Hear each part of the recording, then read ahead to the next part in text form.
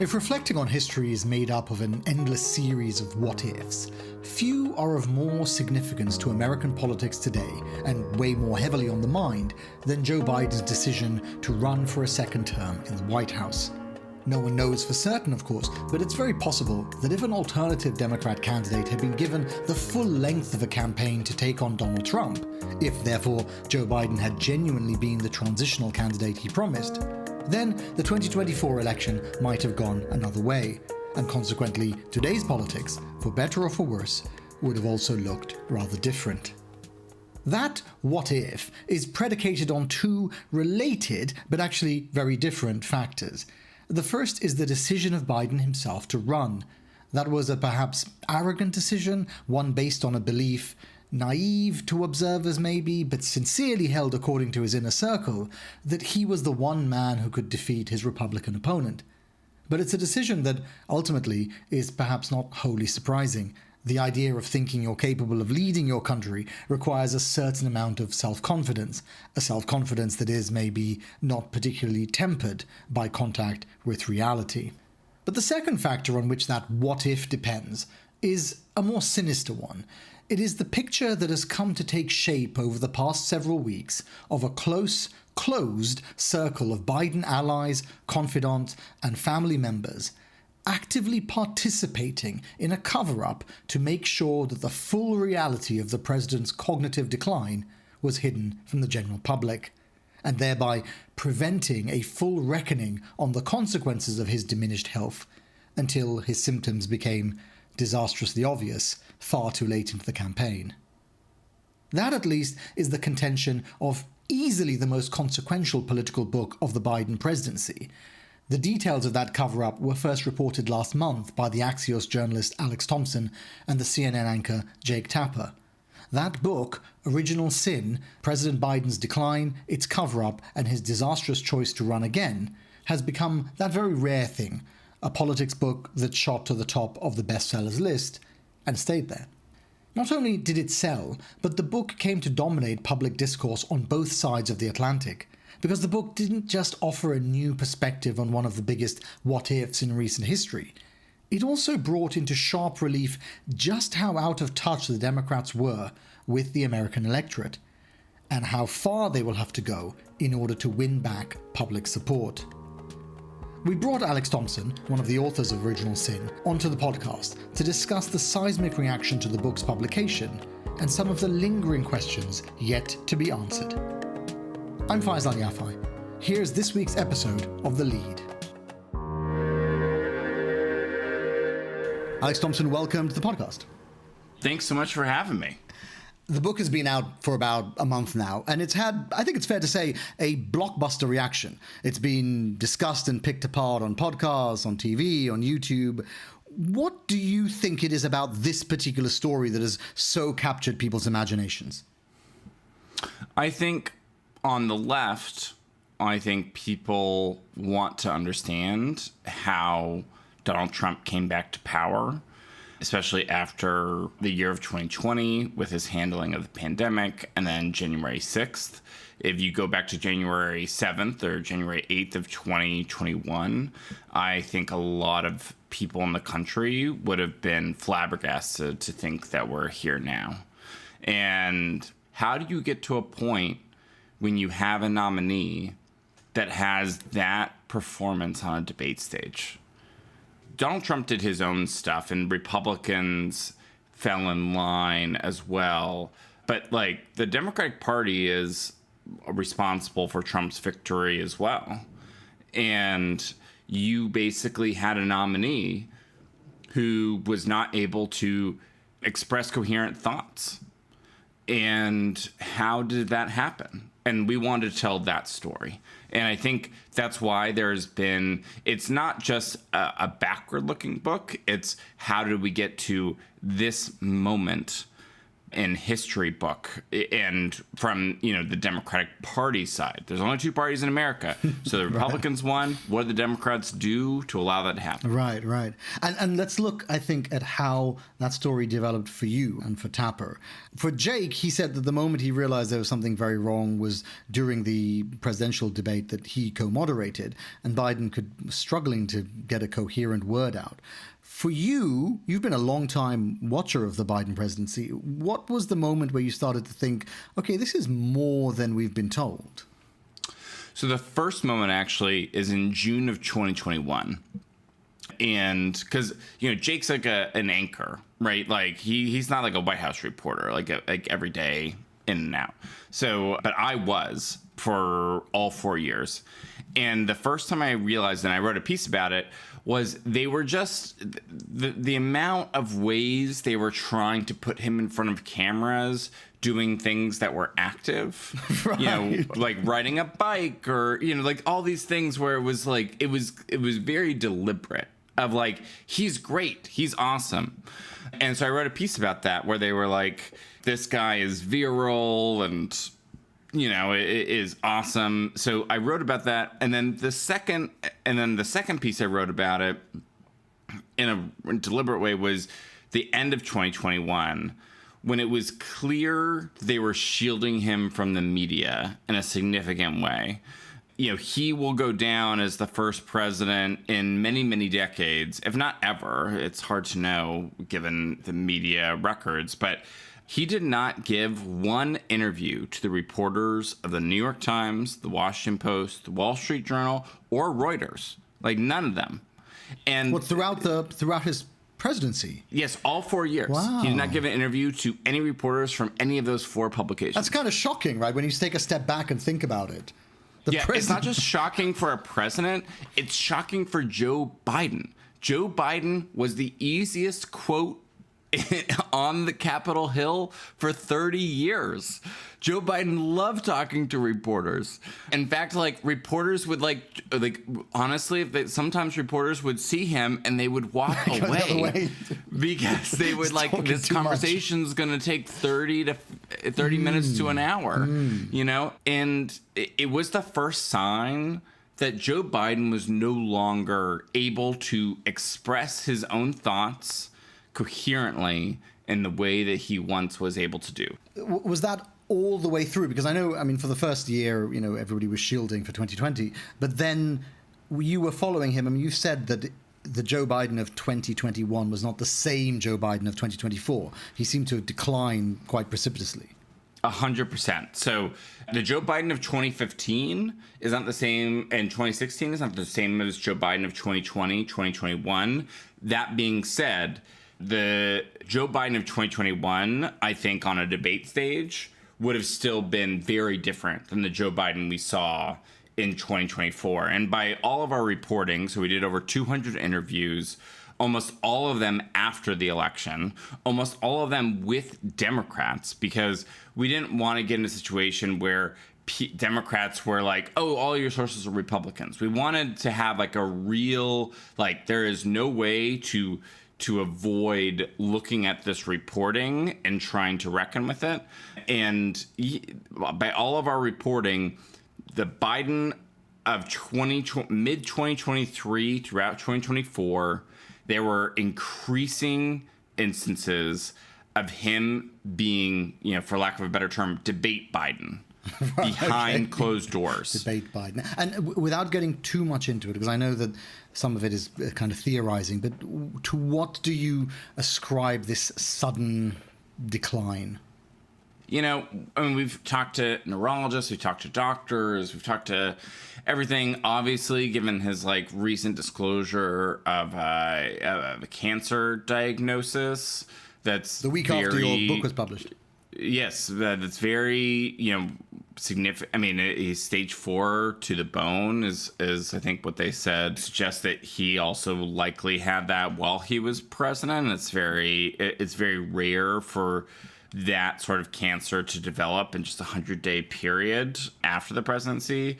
But also, it's just possible that it's just age. We all age. Every single person in America has dealt with an aging relative. And sometimes, like with everybody, it's like the good days, there are good days and there are bad days. There are good hours and there are bad hours. And over time, the ratio of good and bad changes, and there's more bad than good, and also the bad becomes more unpredictable. And people age, I mean, you age at different time scales. Sometimes you age quite suddenly within a couple of years. Yes, it's completely unpredictable. And by all accounts, there is a marked, and in some cases precipitous shift in late 2023 for Joe Biden in terms of aging. The problem, the original sin in the title of the book, is twofold. The first is that Biden chose to stand for re-election against, well, a formidable opponent in Donald Trump as his health was declining. And then secondly, this deliberate decision by Biden's inner circle to cover up that decline.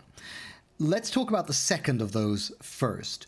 When do you think the inner circle around Biden started to believe it needed to cover up his occasional memory loss and physical frailty? Because as you've just described, there was a real attempt to show him as a kind of Spartacus figure.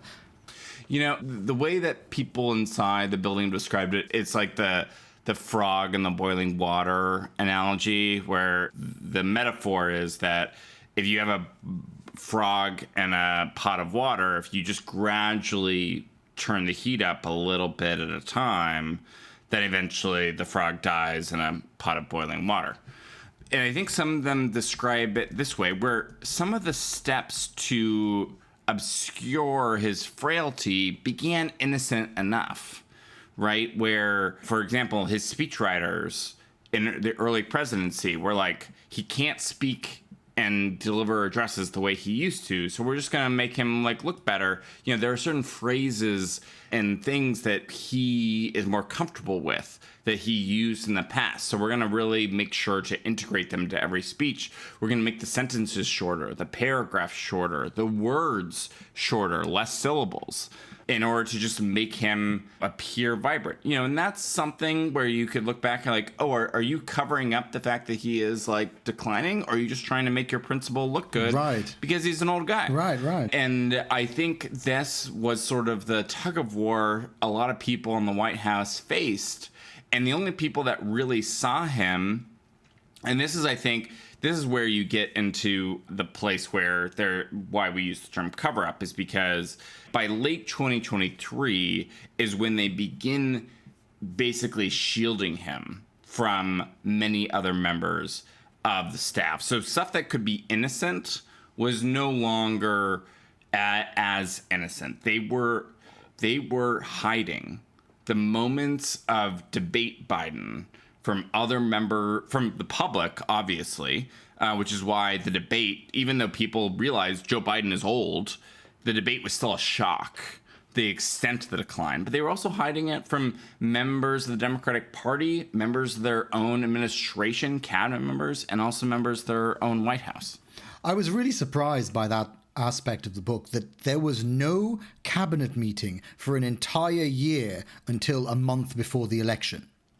Yeah, and the White House response is, well, cabinet meetings, they're not that important anyway. And there's some merit to that argument. I mean, how many people have been in like a meeting with like 20 people and have it be like that productive? But it wasn't just, the reason why we pointed out is it wasn't just like there was no cabinet meeting. And listen, there was internal pressure and pushes to have a cabinet meeting. And it was clear, like, no, they were told, like, there's no time, blah, blah, blah. But even in the occasional meeting where cabinet members, who, by the way, like, say they didn't have that much access to him in the beginning, but there was a dramatic drop of access, even in, like, smaller meetings for cabinet officials in 2023, 2024. And at one point, we had one cabinet member expressed to us that they were sort of shocked at the level of how they were shielding him. And then they did actually end up in a meeting with Joe Biden, and I believe early 2024, and they were shocked because they saw debate Biden. They saw a man with his mouth agape. He was incoherent. He didn't seem up on his brief. He just seemed like he was a little bit out of it and didn't know exactly what he was talking about and would sort of, as many old people do, revert to sort of like the stuff that he's comfortable with, the stuff that's going on. So yes, they kept the cabinet at bay, especially in the last year and a half. And how did they manage to cover it up more broadly? Because your co-author, Jake Tapper, pointed out that the Biden cover-up couldn't have happened in the British parliamentary system because the British Prime Minister has to face the opposition every week. Now, no doubt British parliamentarians will be very happy with that assessment, but the US president is not some remote leader you see once a year on the podium. He's out and about, he's riding a bike, there are meet and greets, and of course it's the age of social media. It's not FDR in a wheelchair in the 30s. So how was it possible that for at least, if the timeline you're talking about is correct, at least a year when they were trying to shield him, how did it happen? Well, this is where some of the critics from the left wing and the right wing are correct, is that because of the sort of intense coverage of any American president, there were signs out in the open. And that's why voters had significant concerns, right? That, yes, I mean, there are two stories here. One is that, the Democratic Party was not listening to their voters, who were speaking incredibly clearly that this guy cannot do the job till January of 2029. That being said, also the extent of the decline was being hidden through very careful management of Joe Biden's schedule, through shielding him from the public, including, I talked about the New York Times and everything else. A White House official told us that the interview that Jake Tapper did with Joe Biden, I believe it was September of 2022, by September of 2023, Joe Biden was no longer capable of doing such an interview. And it was only like a 15-minute interview. It was not like an hour-long grilling. And their reasoning, their rationale was, we have a new media strategy, right? The mainstream media doesn't matter as much as it used to, which, fair enough, it doesn't. But they were using sort of those talking points to justify shielding him and hiding him from aggressive, adversarial interviews. And the reason was, he couldn't do it anymore. So they hid him from the media. They hid his schedule. They often had his public events between 10 to 4 because that was when he was at his peak.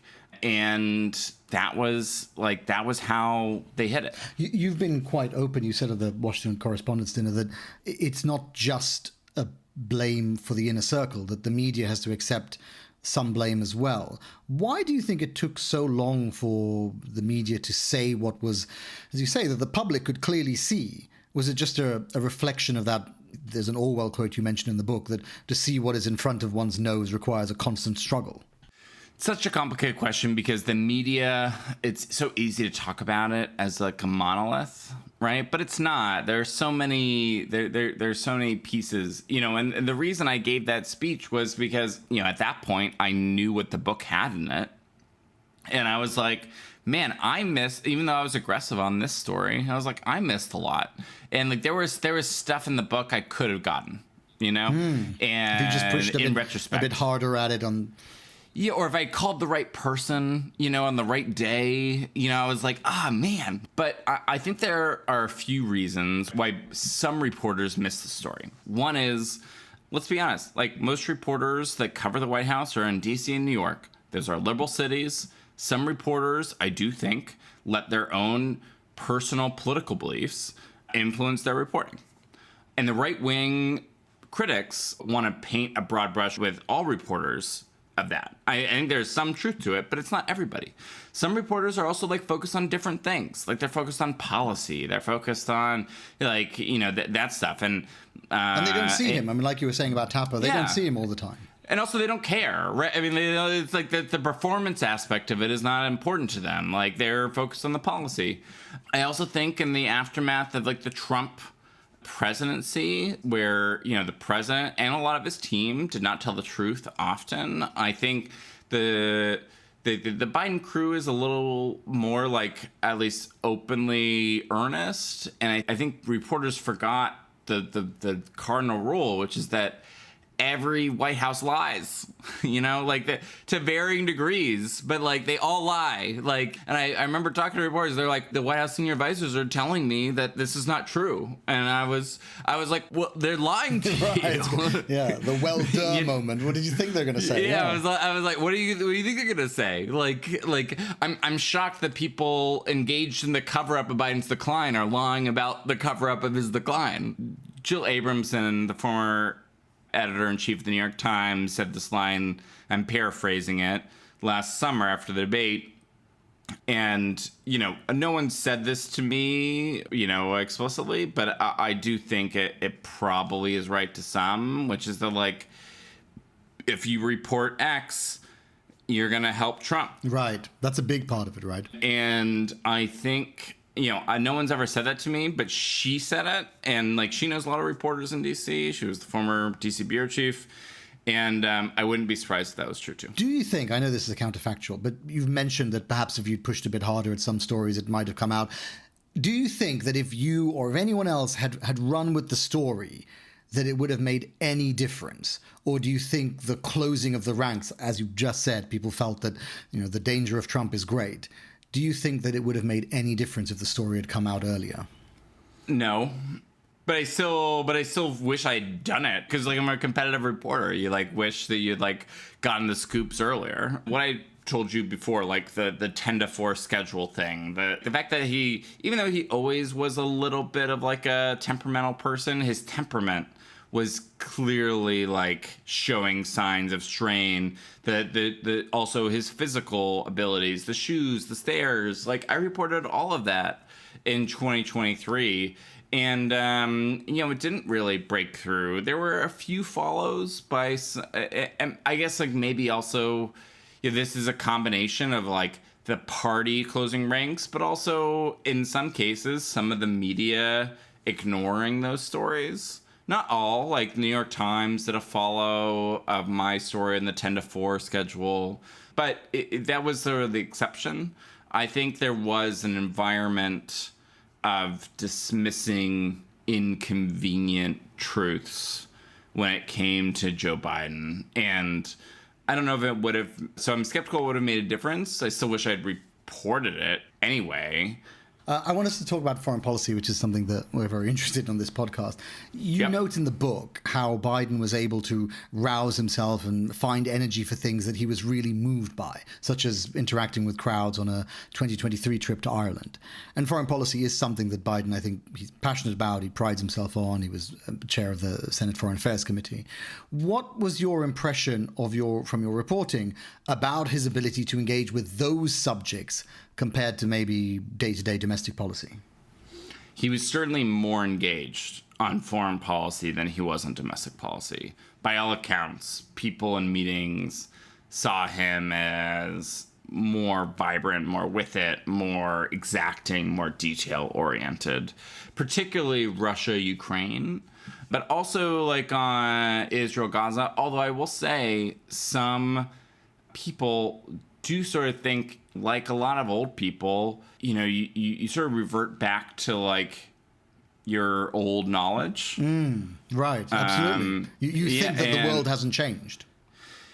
Yeah, or not think, but, like, you just, like, your instincts are based on stuff that has happened over the last 30, 40 years, right? Yeah. And I think Putin and the Soviet Union and then also I think, like, Joe Biden was a very, very stalwart defender of Israel for most of his career. And I do think that was his, like, default instinct. And he would have done that regardless. But I think the part that I'm interested in is that, I mean, you see today, we're meeting on the day after Israel has escalated its attack on Iran.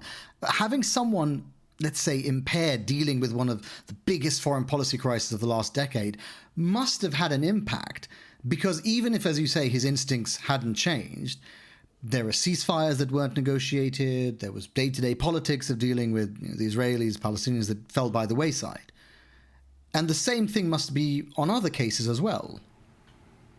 And the hard part is, I've used this metaphor before, but I do think it matches, which is, it's very hard to tell what is just Biden being Biden and what is Biden being old. And it's because, like, with any old person that you are dealing with, right? Like, is this because he's old, or it's just like, is grandpa just being grandpa, or is grandpa slipping?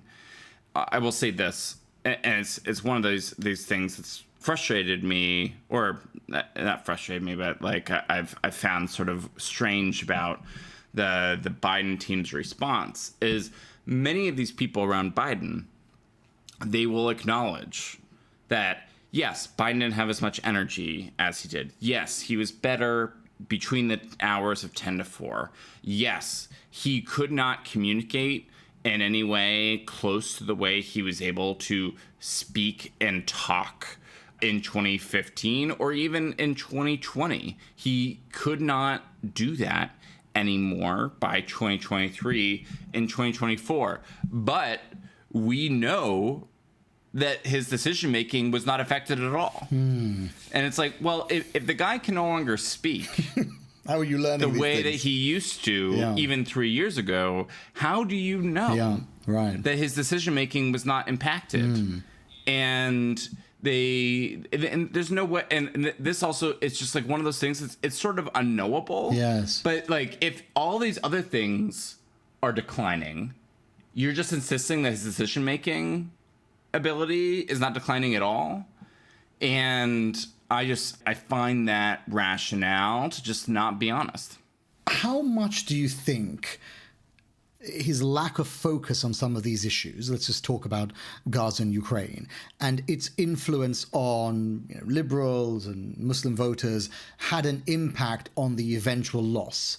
By which I mean, do you think if he had been more engaged on those subjects, provided more leadership on them, that perhaps he wouldn't have lost those votes and maybe would have been able to stay on? I definitely think it had an impact, because basically Biden, the way that he approached immigration, for example, right, in terms of the way the decision making, which was like not making a decision, it was sort of the worst of both worlds.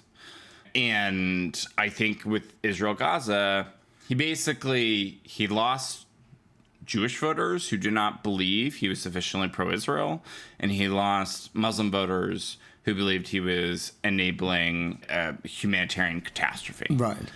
That being said, there are questions as like a moral matter of what was the right thing to do as like a humanitarian way.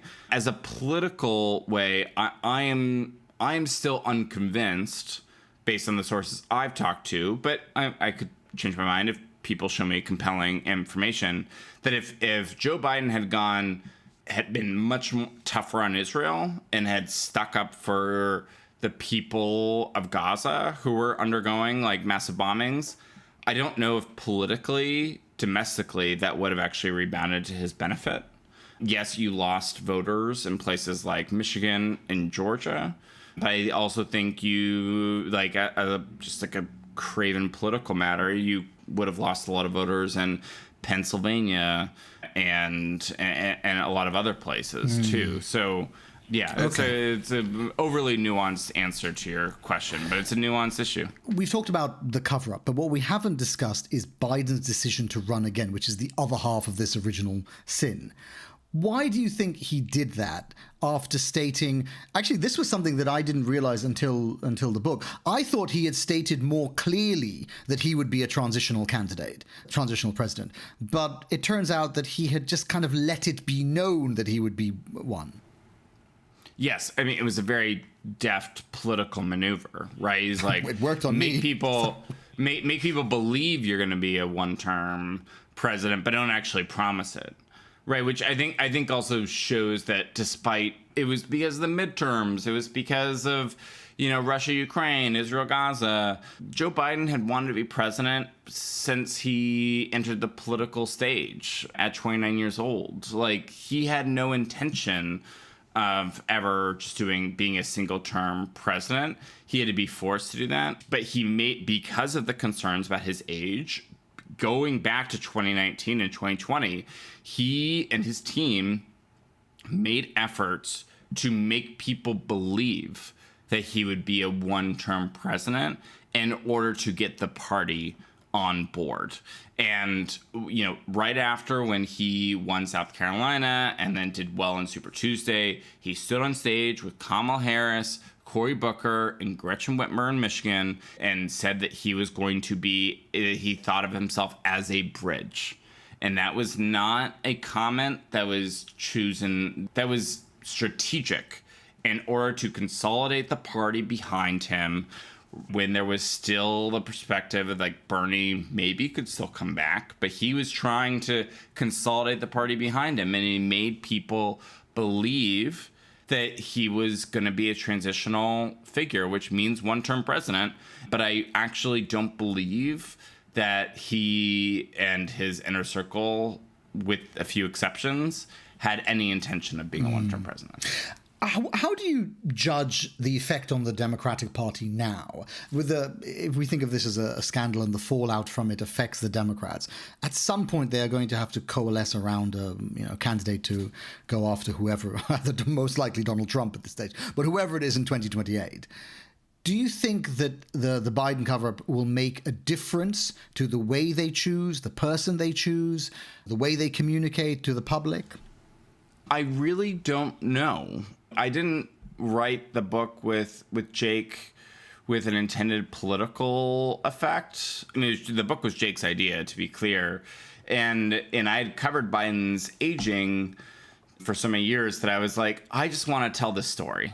And I don't know what the political effect will be, if anything. I think it's like inherently newsworthy that we had a president where many of his staffers like questioned whether or not he was up to the job, even in his last year of his presidency, and who was basically forced off the ticket.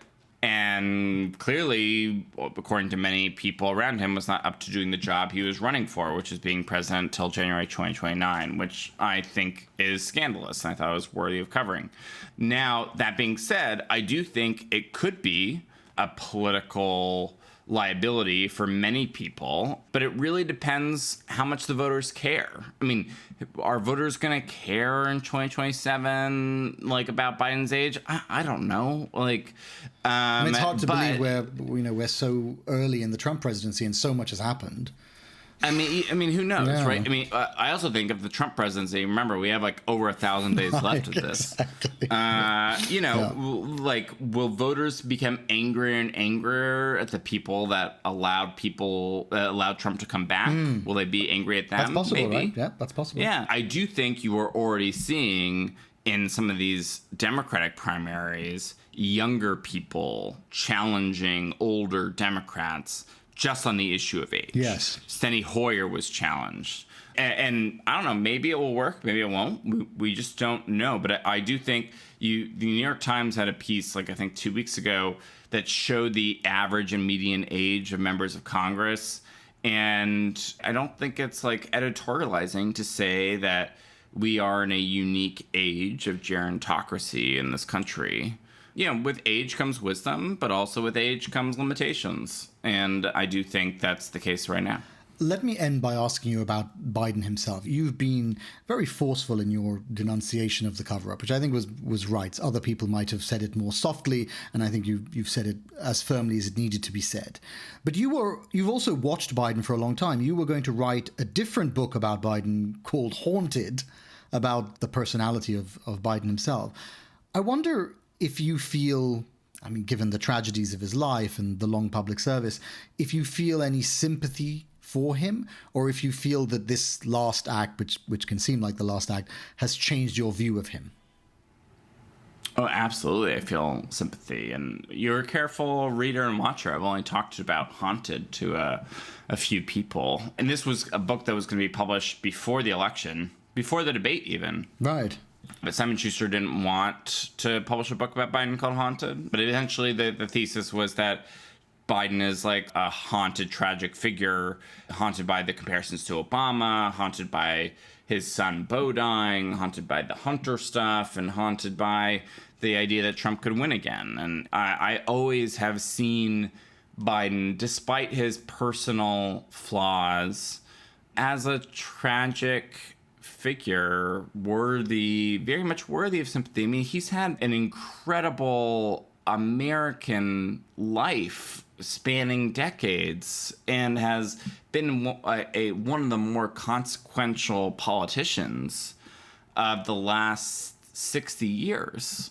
And I don't think, any politician's legacy is based on one decision. Now, he was the one that framed his presidency as whether or not they could beat back the forces of Trumpism. And by the fact that Trump came back, he failed by his own standard. But I think there is room for sympathy, the family stuff with him. When Joe Biden ran for president in spring of 2019, he knew that Hunter was in a huge spiral of addiction. We know from Hunter's own account it was from crack cocaine. Ashley Biden was in outpatient rehab. His other daughter was in outpatient rehab and was also struggling with addiction to hard drugs. And his daughter-in-law, Beau Biden's widow, was only sober from crack cocaine for the last 8 months. And if your family is that fragile, is it a good idea to run for president? And so while I do also have sympathy, I do think, his ego and the sense of mission that he and the whole family felt, in fairness. It wasn't like Ashley and Hunter said, don't do it. But, they paid the cost. They have paid the cost the last few years for that ambition. Alex Thompson, thank you very much. Hey, thanks for having me. You've been listening to The Lead from New Lines Magazine. Original Sin, President Biden's Decline, Its Cover-Up, and His Disastrous Choice to Run Again by Jake Chapper and Alex Thompson is out now and available to buy online and in all good bookstores. This week's episode was produced by Finbar Anderson and hosted by me, Faisal Al Yafai. For more like this, subscribe to The Lead on your favorite podcast app or visit our website, newlinesmag.com.